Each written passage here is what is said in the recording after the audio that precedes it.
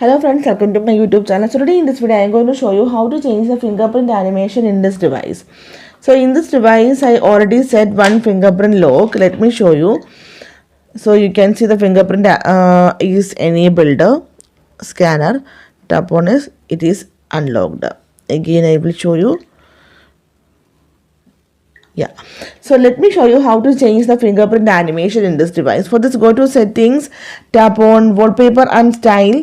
Again scroll down, tap on fingerprint animation. So here you can see some fingerprint animations you can see here, and from here you can easily select your favorite animation. So you can see, okay. So here I am going to select this one. Now let me show you how it works.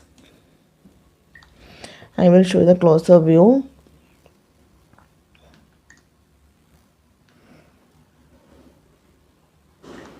It's nice, right? So let me select this one.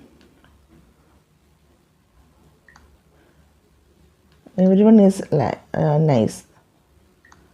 You can see. So simply in this way you can change the fingerprint animation in this device.